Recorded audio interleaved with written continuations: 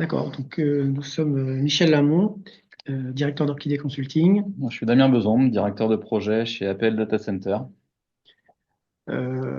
Aujourd'hui, nous allons parler du Lean pour les corps d'état technique. Pourquoi cette approche aujourd'hui? Eh bien, parce que le contexte des corps d'état technique change beaucoup. Il y a une consolidation des acteurs. Il y a un contenu technique. Alors technique, on parle d'électricité et de chauffage et de climatisation essentiellement, qui augmente de plus en plus suite aux réglementations environnementales et à des marchés qui se développent, comme celui des data centers, qui va nous occuper principalement aujourd'hui, mais aussi la réindustrialisation. Et dans ce contexte-là, les entreprises fortement techniques, que ce soit les corps d'état techniques eux-mêmes ou les entreprises d'ingénierie, commencent à avoir recours au Lean. Et donc, l'objectif de ce retour d'expérience est de montrer les parties communes par rapport au Lean, traditionnellement porté plutôt par les entreprises générales de la construction, et les parties, les différences. Donc, pour avoir le même référentiel, je vais poser ici un référentiel qui est critiquable et nous pourrons en discuter pendant les questions-réponses, qui est ce qu'on observe aujourd'hui des pratiques lignes courantes dans les projets de construction. Alors, vous avez en photo ce qui est appelé LPS le plus couramment. Alors, c'est assez impropre pour les experts du Lean, mais c'est pas grave, c'est comme ça que les gens l'appellent. En fait, il s'agit du planning à 3 semaines. C'est vraiment la pratique la plus courante qu'on rencontre sur les projets, que ce soit en physique avec des post-it comme là ou digitalisé. Mais nous avons également toute une série d'autres pratiques qui sont assez répandues, comme le planning géotemporel, qui se décompose en zonage, flux de travaux. Si les flux sont répétitifs, on met en place du tact, l'identification visuelle du chemin critique, le pilotage de buffer et le pilotage de la courbe d'effectifs. Euh, Ce qui est assez répandu aussi, c'est le rituel hebdomadaire. Alors, ce rituel hebdomadaire, il existait avant le Lean, ça s'appelait la réunion de coordination hebdomadaire, mais elle était extrêmement descendante. Aujourd'hui, le rituel Lean s'appuie sur des outils, ce fameux planning à 3 semaines, également l'implantation dynamique des travaux, des stocks et des flux, ce qu'on peut appeler le pic dynamique, et puis la mise en place d'indicateurs, le pourcentage de promesses tenues. Et au-delà des outils, il y a des pratiques qui se développent de plus en plus, l'engagement collaboratif avec les sous-traitants, les tours terrain, c'est-à-dire bien sûr, on allait sur le terrain avant le Lean, mais le tour terrain au sens Gemba du Lean se développe, voir les problèmes avec les gens, les résoudre ensemble, et puis la mise en place de management visuel. Et on peut citer d'autres pratiques qui commencent à se déployer. Le briefing quotidien, qui est assez répandu dans les entreprises générales, les majors. La revue des points bloquants, qui est parfois intégrée au planning à 3 semaines, mais la bonne pratique, c'est de la faire séparément. Le process flow, la résolution de problèmes, le kata coaching. Tout ceci est le référentiel sur lequel nous allons nous comparer en permanence lors du retour d'expérience qui va suivre, de façon à voir quelles sont les pratiques identiques à celles qui sont mentionnées ici euh, dans les projets de corps d'état technique et quelles sont les pratiques ou les modalités pratiques différentes.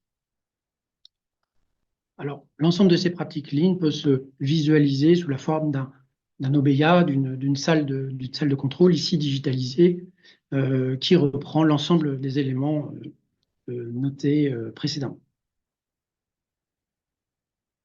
Donc, nous allons aujourd'hui parler du projet de rénovation de data center sensible.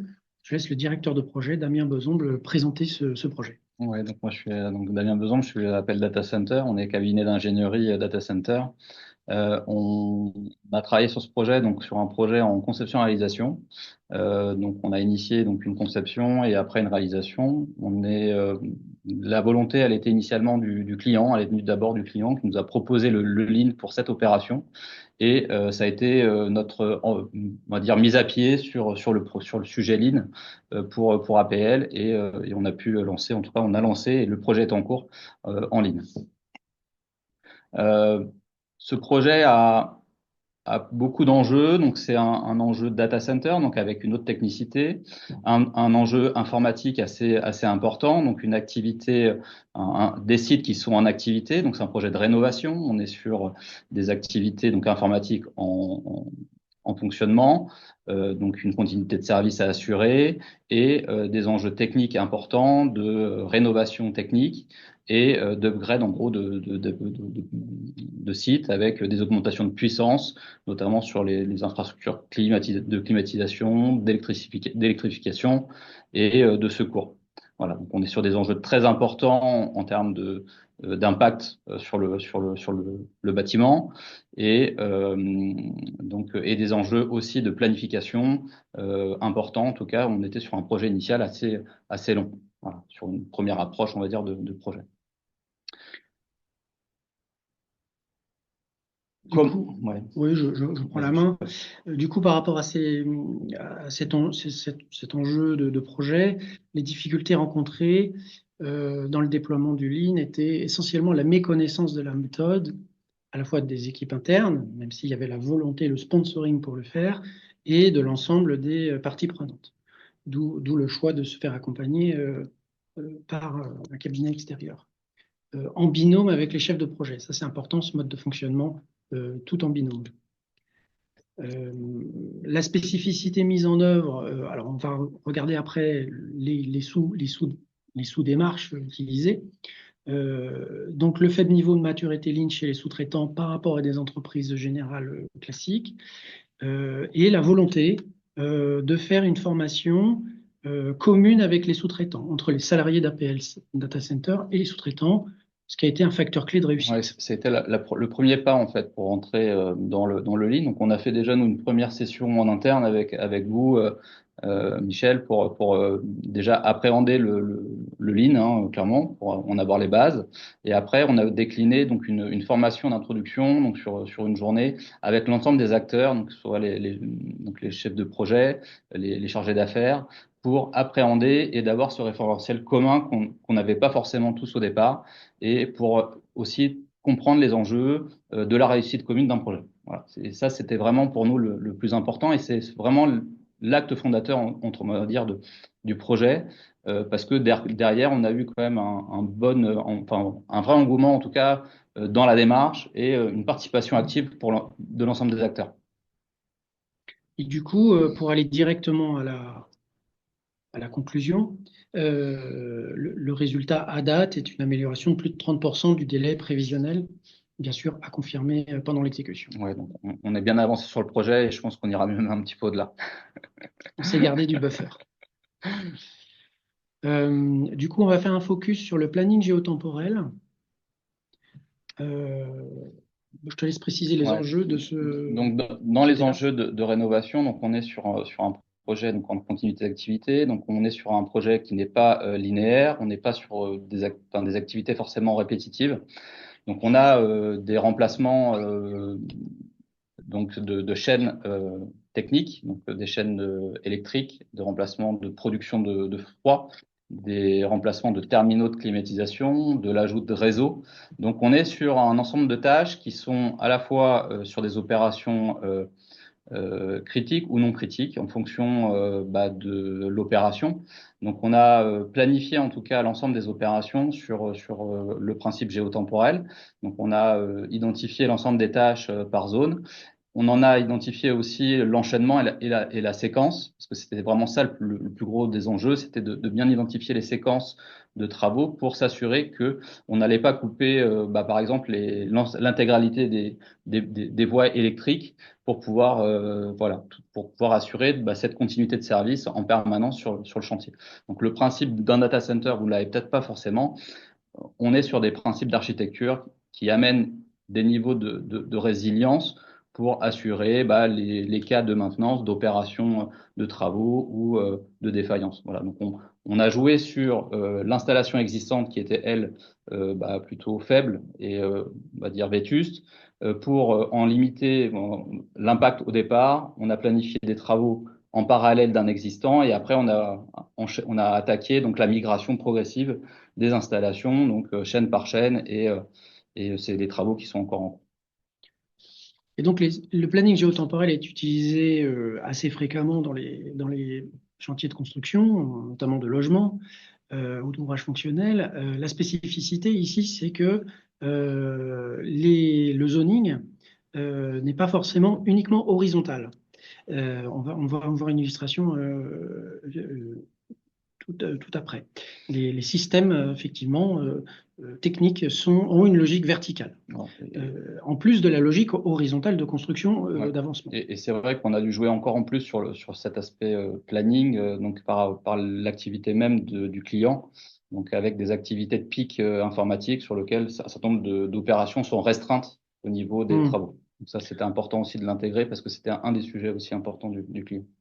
On va le voir visualiser sur le planning géotemporel, puisqu'il permet de visualiser ces, ces- ces contraintes d'enchaînement. Donc, au niveau du zoning, une illustration, voilà, vous prenez un groupe froid.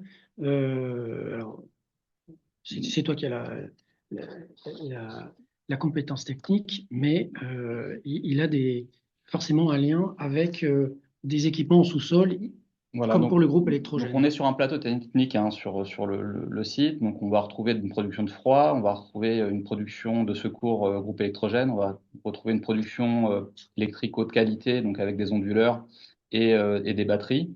On va retrouver des couloirs techniques, on va retrouver les terminaux de climatisation avec des réseaux, des cuves à fuel. Enfin voilà, donc on va retrouver beaucoup de techniques mélangées, on va dire, sur un plateau technique. Et la difficulté, bah, c'est déjà de géolocaliser l'ensemble des travaux et de s'assurer que bah, on peut jouer, en tout cas sur la enfin, de limiter la coactivité justement par ce planning géotemporel pour assurer une continuité d'activité sur le projet. Voilà, donc c'est vraiment spécifique de penser le zoning plus par système que par salle. Voilà. Alors, dans la démarche, nous avons commencé par quelque chose de très manuel pour que les chefs de projet vraiment sentent avec leurs mains et construisent le projet. Et ensuite, c'était bien sûr mis au propre. Alors, il y avait déjà un planning Gantt et c'était une des réticences de certains chefs de projet en disant pourquoi faire un planning géotemporel? On a déjà un planning Gantt. L'idée, c'était de passer de ça à ça comme visualisation. C'est-à-dire, on n'a pas tous les détails, mais on a les points clés. Les points clés, je vous les détaille ici. Ben, nous avons le chemin critique qui est très facile à voir. Les interfaces avec les contraintes clients dont tu parlais, Damien, qui sont ici visualisées En rouge. en rouge. Donc, ce sont vraiment des périodes d'interface où la coactivité doit être anticipée, voire même arrêtée.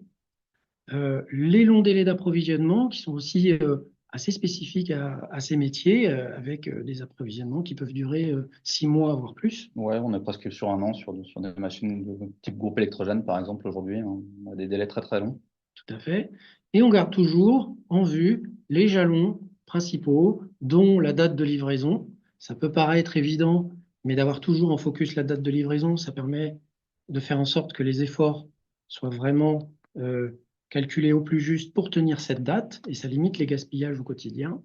Et puis, le commissioning, on en parlera tout à l'heure, qui sont des tâches qui sont souvent sous-estimées dans les projets complexes et qui ici doivent être anticipées longtemps à l'avance. Bon, c'est vraiment une période de recette, on va dire, hein, de l'intégralité des installations qui permettent de qualifier la performance de l'ensemble des infrastructures techniques pour bah, assurer donc, et justifier la continuité de service dans le temps et dans la continuité du projet, quoi.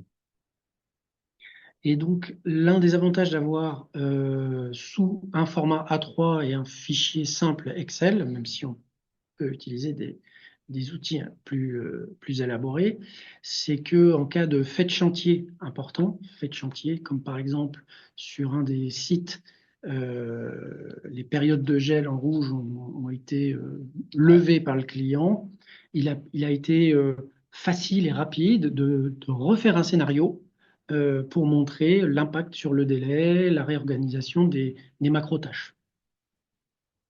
C'est exactement ça. disons que sur notre projet, donc on avait donc le remplacement des terminaux, par exemple, de climatisation. Donc c'est un remplacement un pour un. Donc quand on arrête une clim, bah, on perd de la résilience sur une salle informatique. Et du coup, cette opération n'était pas permise pendant ces périodes d'autres activités de informatique, hein, et du coup, ça nous a permis à un moment, quand ces périodes ont été levées, de pouvoir accélérer sur certaines tâches de remplacement. Du coup, ce format permet également assez directement, par une petite macro Excel, de calculer le planning, la courbe des effectifs, qui a un impact sur la dimension de la base vie et puis sur les ressources des sous-traitants. Donc également, en cas de fait de chantier, on peut recalculer rapidement et voir que notre base vie est toujours capacitaire et nos sous-traitants également. Alors, Damien parlait tout à l'heure de certains flux spécifiques. Donc là, on a fait un travail. Je vais aller assez vite parce qu'il ne reste pas beaucoup de temps. J'interviens avant que le maître du temps nous fasse la remarque. Il y a eu un travail sur 2 voies électriques à remplacer et une à créer, qui était schématisée par une grande barre dans le planning. Ça arrive aussi dans les plannings d'entreprise générale où vous avez 6 mois de corps d'état architecturaux qui fait une barre. Mais là, c'était technique et il y avait besoin de savoir ce qui devait être fait semaine par semaine. Donc, ça a été détaillé pour mieux améliorer le planning. Donc, sous cette forme-là, voilà, nous avons, avec les experts bien sûr, questionné jusque la plus petite taille de lot intéressante, qui s'est avérée le lot de la semaine. Euh, et l'avantage, c'est que on ne risque pas à 80% de la tâche de la grande barre de se rendre compte qu'on est en retard. Dès la première semaine, si on est en retard, on peut réajuster et piloter fini. Et c'est vrai que ce qui était aussi important, c'était d'identifier les opérations sensibles, parce qu'on se doit en fait de produire pour sécuriser les opérations des demandes préalables longtemps à l'avance au niveau des opérations avec la coordination avec l'informatique. Et donc, on a pointé par une petite étoile, en gros, les opérations sensibles qui sont liées à un mode opératoire spécifique avec une prévenance particulière longtemps à l'avance pour pouvoir s'assurer que l'opération puisse être réalisée dans le timing et dans l'enchaînement et dans le rythme du projet. Donc ça, c'était important pour nous de bien cibler toutes les opérations sensibles longtemps à l'avance pour pouvoir anticiper les besoins de méthode et de validation du client. Du coup, cette démarche d'analyse de flux, on va sortir de ce projet-ci sur un autre projet de type laboratoire. Le commissioning avait cette problématique d'être une grande barre un peu indifférenciée. Et donc là, la solution, c'était de mettre en place une, une analyse de flux à la fois par étape du commissioning, donc ce sont les colonnes verticales, et par niveau, avec une validation quotidienne sous forme feu rouge, feu vert, qui permettait, en lien avec le briefing quotidien des équipes techniques, qui permettait de leur donner les priorités et d'avoir le pilotage fin par rapport à la livraison finale. Une autre démarche que nous avons beaucoup utilisée dans ce planning, c'est le management visuel en 2 étapes. La première étape a été la prise en main par le chef de projet de son chemin critique et de son planning, vision un peu descendante. Et la deuxième étape, une fois qu'il était bien dans la démarche, de l'exposer sous forme, en impliquant les sous-traitants, sous le format que vous connaissez, assez classique de planning de tâches. Classique, mais qui est toujours un challenge à faire vivre réellement sur un chantier. Il me reste 2 minutes pour présenter quelques autres démarches Lean adaptées au corps d'état technique avant de passer aux questions. Je vais citer l'analyse des causes racines. L'analyse de causes racines, on doit constater malheureusement que même si c'est un outil de Lean management très classique, il a du mal à prendre. Je partage ce constat, bien sûr, à discuter ensemble. Il a du mal à prendre sur les chantiers. Nous l'avons utilisé dans le cadre d'un d'un chantier de corps d'état technique, pour le coup, piloté par une entreprise de corps d'état technique qui avait du mal à respecter ses délais. Et la difficulté qu'elle avait, c'était d'identifier les causes les plus répétitives. À chaque fois, c'était différent. Donc, comment ce problème plutôt que de baisser des temps, mais sans, avec une grande variabilité, parce qu'une fois que la tâche est terminée, eh bien, l'entreprise générale a besoin de la zone pour avancer sur les autres sujets. Très bien. Pour Ben, animer, merci beaucoup. On continue. Des questions, des observations, des remarques, c'est libre. Et il suffit de se présenter ou bien de l'écrire ou bien de me l'envoyer par WhatsApp pour échanger. Qui veut intervenir? Oui, bonjour. Bonjour. Présentez-vous, s'il vous plaît. Oui, oui, je me présente Rémi Roche, donc je suis chargé de mission de lancement chez Vinci Construction Très bien. pour la délégation ouvrage habilité. J'avais une question qui portait sur le gain de délai possible avec, avec l'utilisation des méthodes Lean. Tout à l'heure, dans la présentation, vous parlez d'un gain de délai de je sais plus combien, de 12 mois ou 30, je sais plus exactement. Euh, Comment vous calculez ce délai et comment la difficulté? on en a un ici, c'est lui qui est en face du client et comment dire, justifie le délai. Peut-être que tu peux nous Ouais, dire ton point de vue là-dessus. ouais, disons que le délai, il se calcule souvent sur une approche assez macro et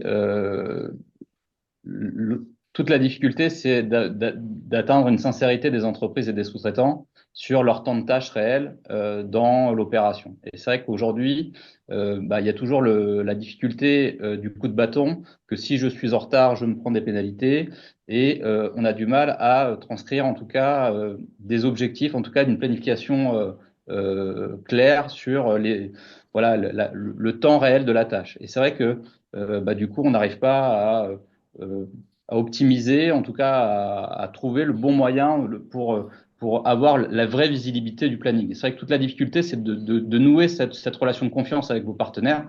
Et c'est vrai que la formation, pour nous, elle était importante.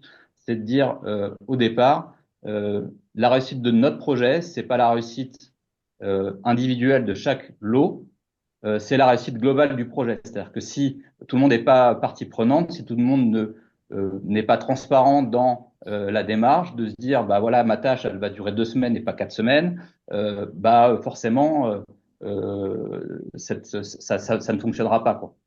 Et en fait c'est dès le départ qu'il faut, enfin pour nous c'est vraiment la clé. Alors on est contractant général donc c'est peut-être plus facile pour amener nos partenaires à atteindre cet objectif, mais en tout cas ça a été l'enjeu principal du début. Donc sur le délai, c'est bien de ça qu'il s'agit. Et pour aller un petit peu plus loin, pour arriver à cela, pour arriver à ce que les sous-traitants donnent leur délai au plus juste, le positionnement de la question, c'est toujours de dire quels sont tes prérequis pour atteindre ton délai le plus juste. C'est donnant-donnant. Voilà, c'est pas juste. Voilà, et on va tout faire ensemble en termes de gestion de projet pour que les prérequis de chacun fassent en sorte que le sous-traitant, bah, ils aillent vite et en allant vite, ils vont être productifs en plus. Donc c'est dans leur intérêt. Après, il y avait une deuxième partie dans votre question, c'était l'implication des conducteurs de travaux. Euh, alors ça, les conducteurs de travaux. Euh, Ils ont leurs intérêts aussi. Euh, de mon expérience, mais ça peut se discuter, ce qu'ils recherchent principalement aujourd'hui, me semble-t-il, c'est de gagner du temps. Mais leur temps à eux, c'est d'arrêter d'être interrompu toutes les 5 minutes par des coups de fil. C'est d'avoir des outils simples qui leur donnent l'impression de gagner du temps. C'est de faire en sorte que leur réunion soit moins conflictuelle pour qu'ils aient une moins grosse charge mentale le soir. Il me semble que c'est ça. mais c'est à valider auprès de chaque conducteur de travaux. Chacun aura une sensibilité en fonction de son expérience, de sa personnalité aussi différente. Et en général, le délai n'est que, allez, je ne parle pas du directeur de projet, hein, je parle du conducteur de travaux qui a éventuellement un ou deux ou trois niveaux hiérarchiques, puisque ce sont des tailles, je connais bien votre direction, ce sont à peu près les tailles des équipes. Euh, c'est pas ça qui va lui dire tu vas gagner des semaines sur ton délai. Bah oui, si, s'il a moins de pression derrière, ok, ça va l'intéresser. Mais il faut arriver à trouver, et je dis pas que c'est simple, pour chacun, qu'est-ce qui va gagner lui dans son quotidien. Je suis désolé, je ne réponds pas noir ou blanc à votre question. J'espère que ça vous fait, ça vous apporte Non, quelque non, chose. mais ça donne des pistes de réflexion. Merci pour la réponse. Merci beaucoup. J'ai plusieurs questions. Je vais commencer par une question de Monsieur David Bois-Robert. Il dit les macro-tâches initiales du planning temporel ont-elles été modifiées en cours du projet? Vas-y, vas-y. En fait, on a fait un très gros travail de séquencement sur l'ensemble des tâches et les tâches, elles ont été pensées et séquencées justement pour voilà, depuis le démarrage du projet pour s'assurer que la méthodologie appliquée soit des plus euh, voilà, des plus faisables, hein, parce qu'on a toujours une difficulté, c'est qu'on pense quelque chose à l'avance et dans les faits, on trouve des difficultés à réaliser ce qu'on a pensé. Donc on a quand même pris notre temps, en tout cas, on a pris beaucoup de temps à bien réfléchir chaque séquence. On a fait des ateliers donc avec l'ensemble des partenaires, hein, ça a été itératif, hein, sur quelques semaines et c'était aussi l'enjeu du projet, c'était de s'assurer qu'on avait la bonne séquence pour réaliser la bonne méthode pour réaliser euh, notre tâche. Non, on n'a pas eu besoin en tout cas de revenir sur ces tâches, mais aujourd'hui, enfin voilà. C'était tout l'enjeu de notre projet. Merci. Une question, c'est pas une question, c'est d'abord des félicitations de la part de Monsieur Johan Kunash, qui vous dit bravo à APL Data Center de vous être engagé dans la construction Lean. Est-ce que vous confirmez que vous êtes engagé dans la construction Lean ou bien parce que votre client Euh, le demande et vous le faites puis c'est tout? non, parce on n'a pas été on a été plus loin que ce projet-là. Aujourd'hui, on fait une démarche qu'on initie sur d'autres projets et d'autres projets d'ampleur. Bon, on a aussi, enfin, en tout cas, on a investi dans d'autres partenaires que vous avez, que je vois derrière, comme Timothy aussi. On est, voilà, maintenant engagé sur la démarche D'accord. et on espère la généraliser. Mais bon, à mon niveau, ça se discutera peut-être à d'autres niveaux, quoi. D'accord. Il vous dit que, comme vu lors de UJLC, vous confirmez bien que les AMAO sont le game changer pour porter le déploiement de Lean dans le secteur de la construction en France. Est-ce que vous confirmez ça ou pas? C'est vous infirmez ou confirmez ou vous avez un autre avis?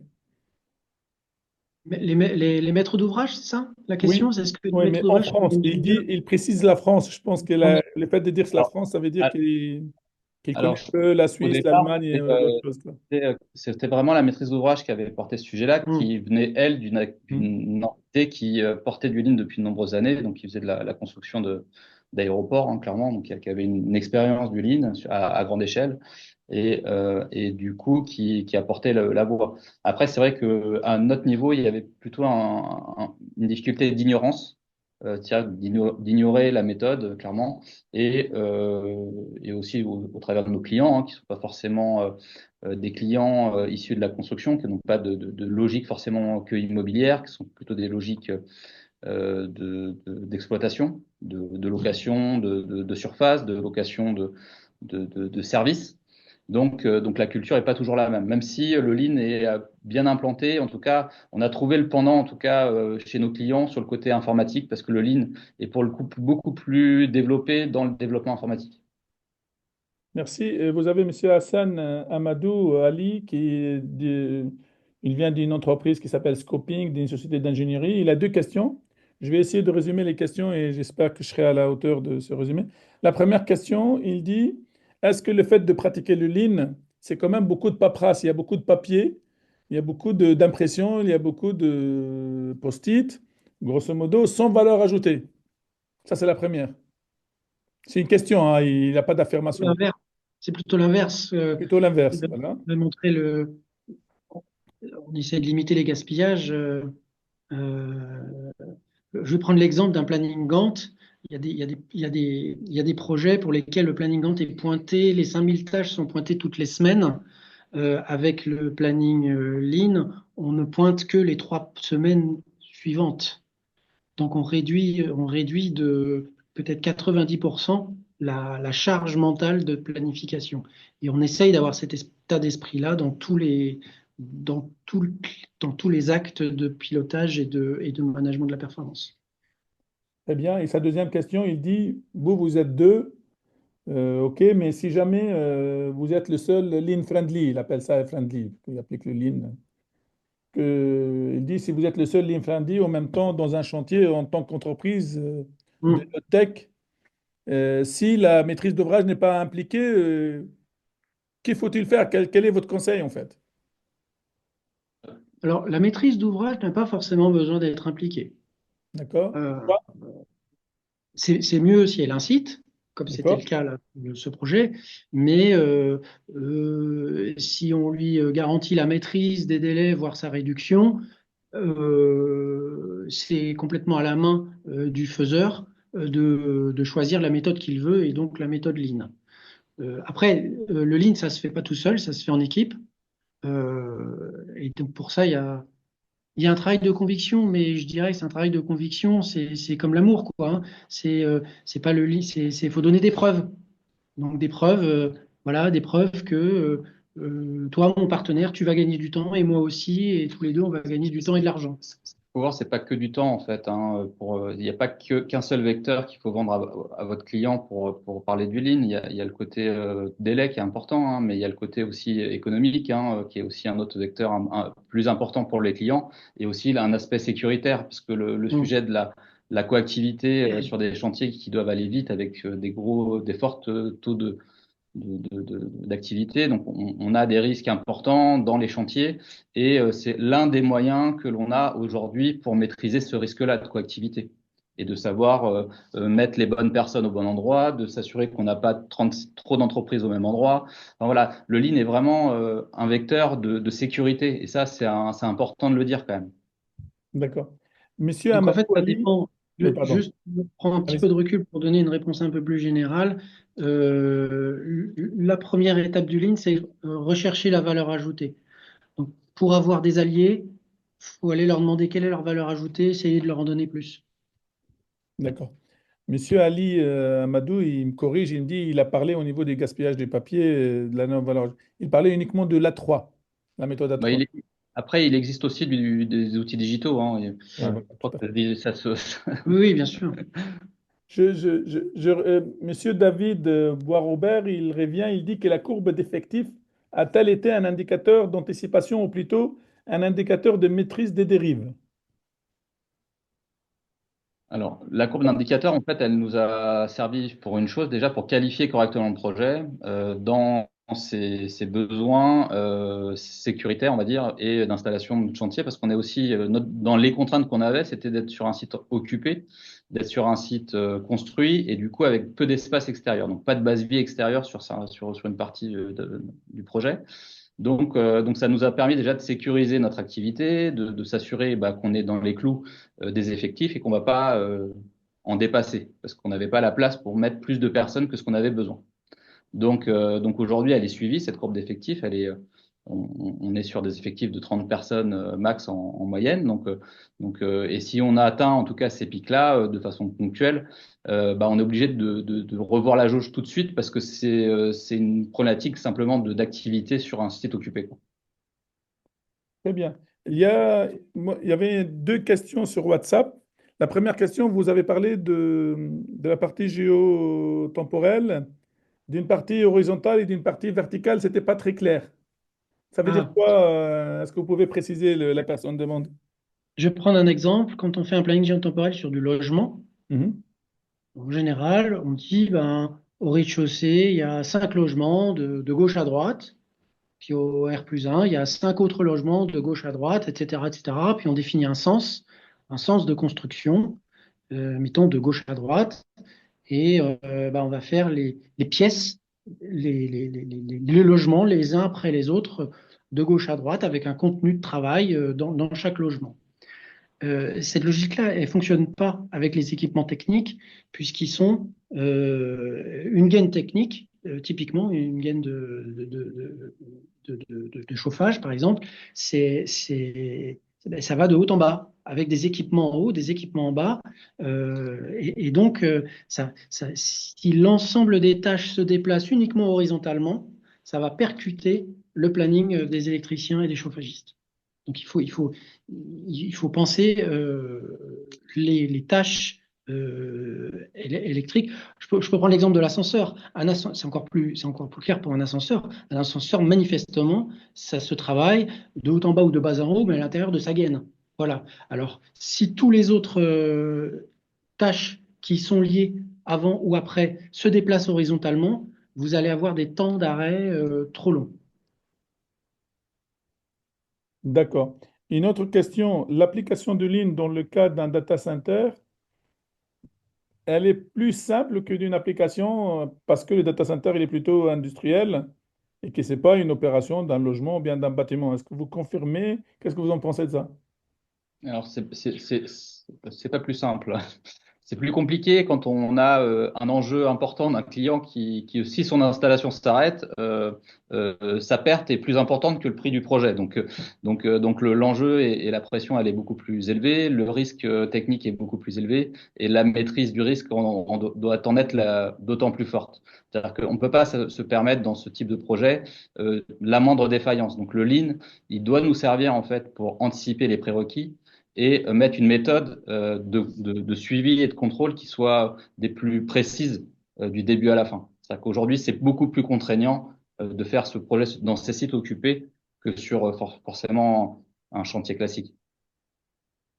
Une autre question, elle s'adresse à vous deux. Elle s'adresse à Michel. Qu'est-ce que vous, selon vous, vous avez apporté principalement, vous retenez à votre client? Et pour Damien, qu'est-ce que vous avez vraiment gagné ou que votre partenaire vous a apporté? Quel est le win-win qu'on peut mesurer? La priorité au client? Disons que moi, en tant que directeur de projet, j'ai pu trouver déjà une équipe de gens compétents. Donc ça, c'était important, des gens qui maîtrisent la méthode et qui savent transmettre en tout cas le message et qui savent le répéter. C'est le principe du coaching en fait. Et c'était important pour moi d'avoir une équipe de confiance pour décliner des méthodes parce que vous avez bien compris que je n'étais pas tout seul sur un projet.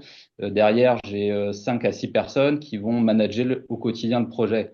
Donc il fallait une équipe qui sache amener cette compétence à tous les niveaux de la chaîne en interne et puis après qui sache aussi faire développer nos compétences pour pouvoir manager nos entreprises derrière. Non, le partenariat a été plutôt intéressant et c'est vrai que c'était nécessaire pour moi en tout cas de m'assurer parce que je pouvais pas être présent sur tous les ateliers, toutes les réunions, que la méthode soit bien appliquée, que le niveau de qualité attendu soit là. Et c'est vrai que le coaching pour nous c'était vraiment la meilleure solution. D'accord. Une dernière question de M. Amadou Ali. Il dit, je ne vais pas résumer, je vais la lire telle qu'elle est posée. Il dit, dernière question, deux points. Voyez-vous comment l'utiliser en phase conception APD et pro dans le cadre du planning en amont de la phase chantier? Dans ce type de projet en réno, dans votre cas précis, qu'auriez-vous fait en phase conception autrement si vous avez pris en main le Lean?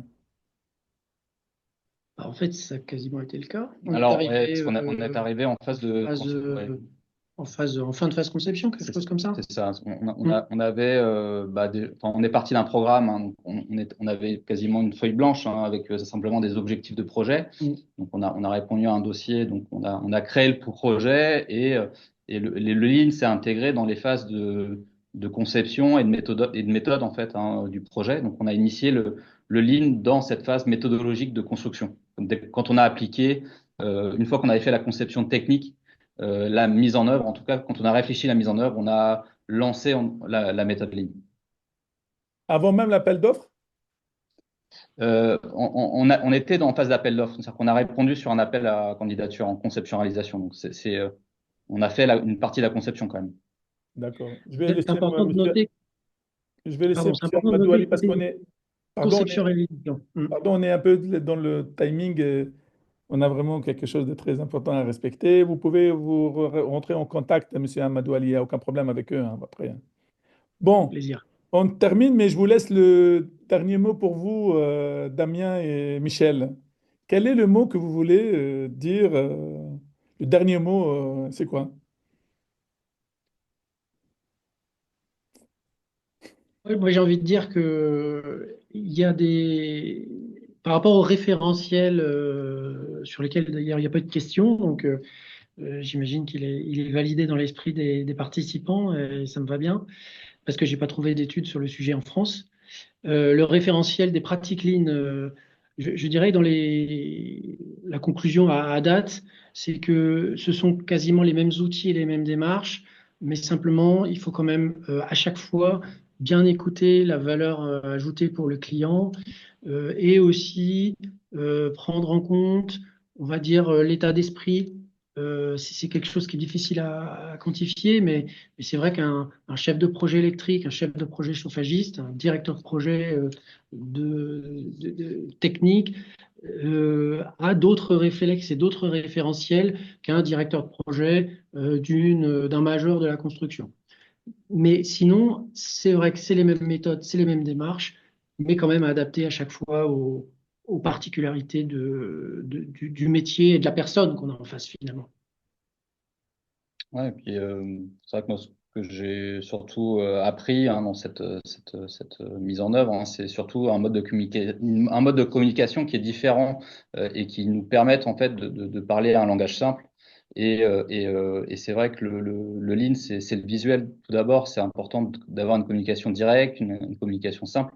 Et c'est vrai que ça simplifie beaucoup de choses. On n'est pas obligé, enfin voilà, de faire des comptes rendus. On regarde un écran, un tableau et tout est dit, quoi. Donc c'est lean. Voilà. Ben, merci beaucoup pour votre intervention, pour votre partage de connaissances et des compétences, vraiment. Et merci pour toutes les personnes qui ont pu participer aujourd'hui et pour les questions et pour l'échange. Et on va mettre ça en vidéo dans le site internet de l'IFCL. Et au prochain webinaire, je vous souhaite vraiment une bonne semaine et merci encore. Et voilà, et à très bientôt. Merci pour cette belle animation, Zuber. Merci. À bientôt. Merci beaucoup, au revoir. Merci, au revoir.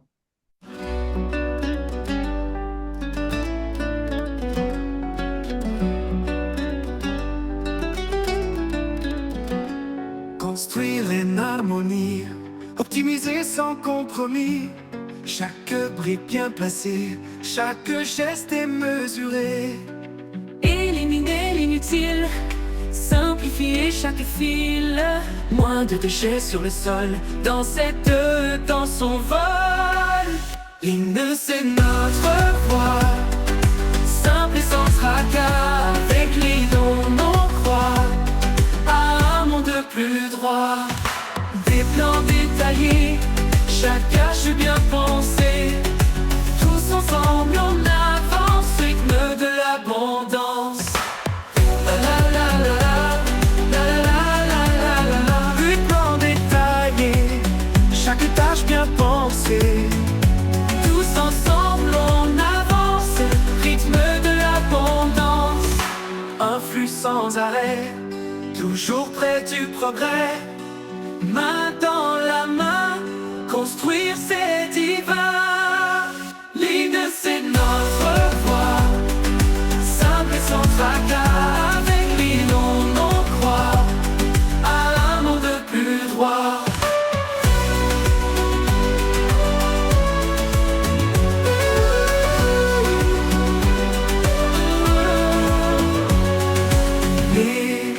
Éliminer l'utile, simplifier chaque fil.